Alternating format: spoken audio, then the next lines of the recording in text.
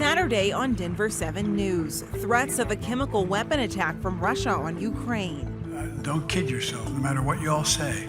That's called World War III. The latest on the Biden administration's response and why Americans are stepping up to fight back. Victims of the Marshall Fire are set to rally today against the delay in debris cleanup. What's still holding the process back?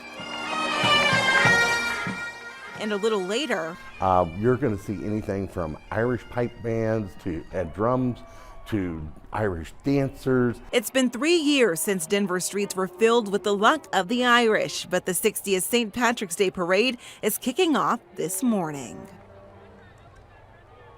Good morning, I'm Jessica Crawford. Welcome to Denver 7. And I'm Katie LaSalle. Really appreciate you being here on this Saturday morning. Jessica, we made it through the cold and the snow last week, and we're thawing out here across Colorado. Some beautiful weather to start the weekend, partly cloudy skies and temperatures not as cold, still chilly out there though. We're in the upper 20s currently. As we take a live look from across the metro area to the mountains, it is going to stay partly cloudy for the day, dry conditions. Temperatures will be warmer from mountains to the plains. No fresh snow for the high country today, but tomorrow we are tracking a weak cold front sent to bring a little more powder back to the mountains. Vail extending their season, same into Aspen. So great news for spring skiers as we go through the next month. Temperatures outside right now are in the low 30s out at DIA, where winds are sustained from the west at 8 miles per hour. No advisories, quiet and milder weather for today statewide. And for our Denver St. Patrick's Day parade, it is back in action. Definitely still want a jacket this morning. Will be mostly sunny by 10 o'clock, low 40s, warming to the low 50s right around lunchtime, and daytime highs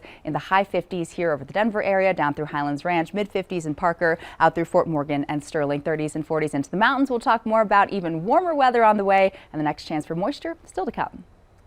Katie, I feel like we earned this warmer weather. Well, it's been a long night for lawmakers at Colorado's Capitol. Republicans are still working to stall a vote on a bill declaring every pregnant person in Colorado has the right to an abortion. They've been filibustering since yesterday afternoon. The bill is expected to pass the Democrat-led House, but opponents have been fighting the measure all night. The bill passed a House committee earlier this week. We expect a long and heated debate when the bill moves to the Senate.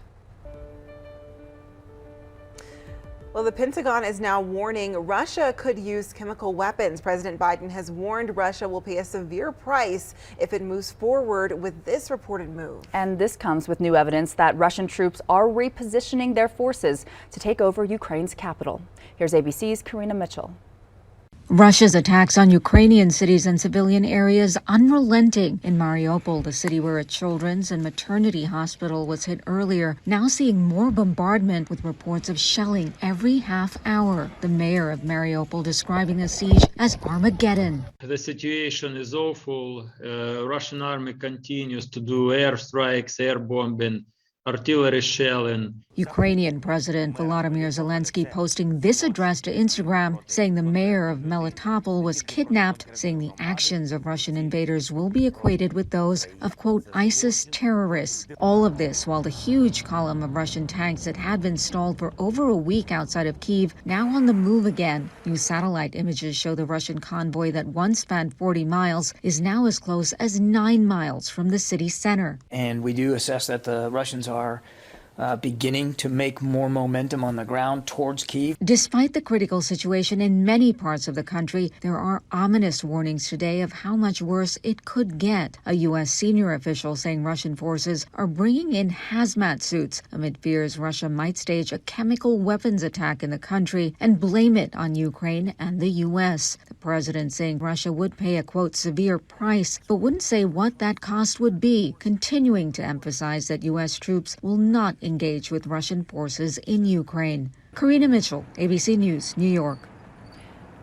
And U.S. officials are also warning Americans against joining the fight in Ukraine. According to the Associated Press, thousands of Americans have applied to fight in Ukraine, with about 100 making the cut so far.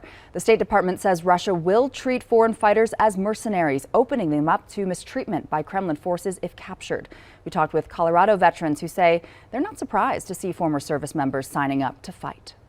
There's veterans out there that think this is just wrong, you know, and these people need help, and we're going to go do it. I can't speak for every veteran, but we have a I wouldn't say conditioning, but a greater sense of good that's a part of us. Yeah. And when we have an opportunity to stand up for the underdog or stand up for what's right, we're going to do that. Meantime, the refugee crisis in Eastern Europe continues to grow. The United Nations says more than 2 million Ukrainians have fled the country in the 2 weeks since Russia invaded.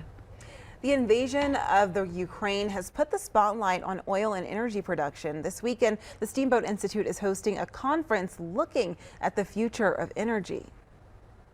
This isn't just about oil and gas. Nearly every energy commodity globally is soaring in price. And I think, unfortunately, these prices are only going to go up from here because this massive disruption in the supply. Robert Bryce, who you saw there, showed his film Juice, How Electricity Explains the World last night. There will be a full day of speakers and panels at that energy conference today. And when it comes to energy, some are looking into new ways to use hydrogen. In February, Colorado, New Mexico, Utah, and Wyoming signed a deal to coordinate and develop a regional clean hydrogen hub. And there's a company trying to use abandoned oil and gas wells to create hydrogen. What our company is doing is a new way of making hydrogen, which we're calling gold hydrogen. And the way that happens is we go to old oil and gas reservoirs and basically use the oil that's still there and ferment that oil using the microbes that are in the reservoir to then produce hydrogen, or as we call it, gold hydrogen. And they're calling it biomining. Semvita Factory is researching the idea and doing lab testing right here in Colorado. More than 2 months after the Marshall Fire, people are starting to get fed up. And the timeline for the debris cleanup continues to get pushed back. Denver 7's Christian Lopez joins us live now with more on people who are going to rally this afternoon to push for a faster cleanup. Christian? Yes, they are. Debris removal was actually supposed to start on March 1st, but it keeps getting delayed and Marshall Fire victims are getting frustrated.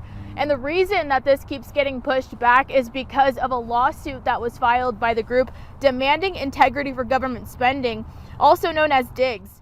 Now, they're claiming Boulder County violated the state's open meeting law by not involving the public when they chose the cleanup company.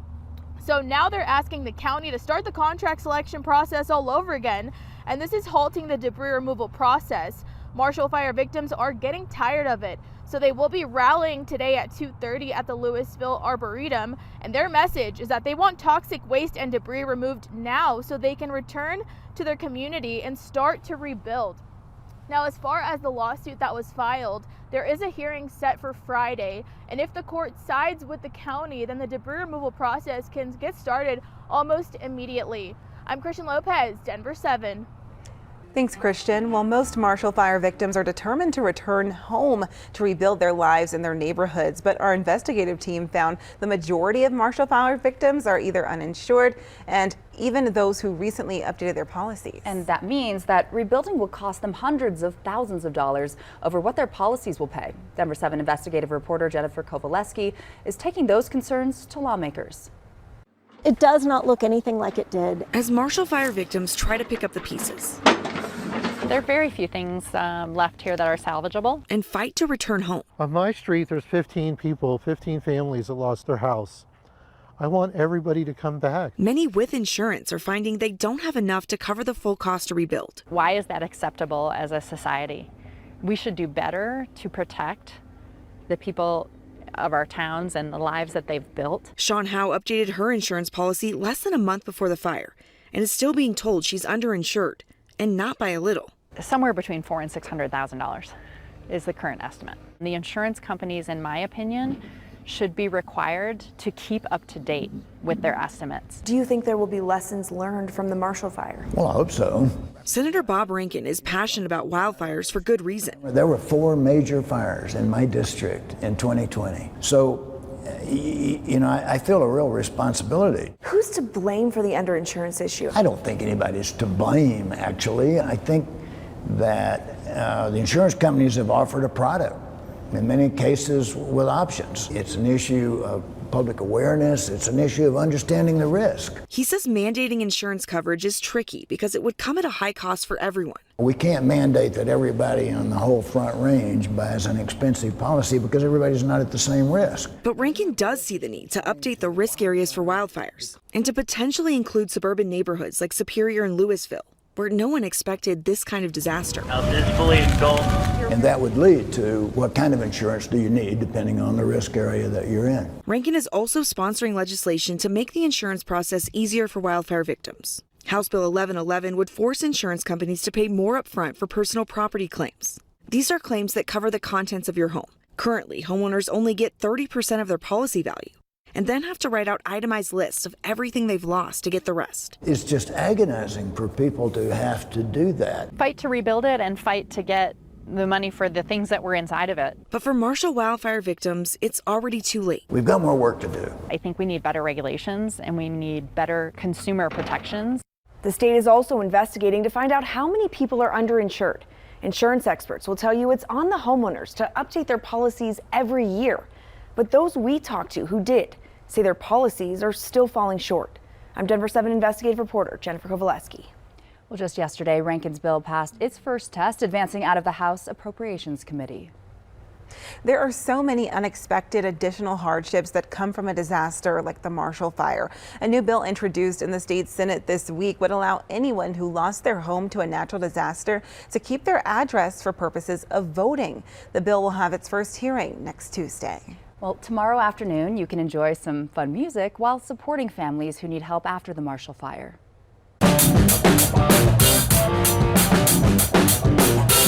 All right, this is El Loco Fandango, a ZZ Top cover band that will be performing at Sunday's Marshall Stock Concert. This event is the fourth in a series of benefit concerts organized by the band's drummer, Tim Elliott, who says this weekend's concert has a little something for everyone. There's a ZZ Top tribute, there is Purple Rainbow, who does a tribute to Deep Purple and Rainbow, Bad Colorado, which does a Bad Company tribute, Halfway There, which does a Bon Jovi tribute, and then there's a band called Soundbite that just does a variety of rock covers.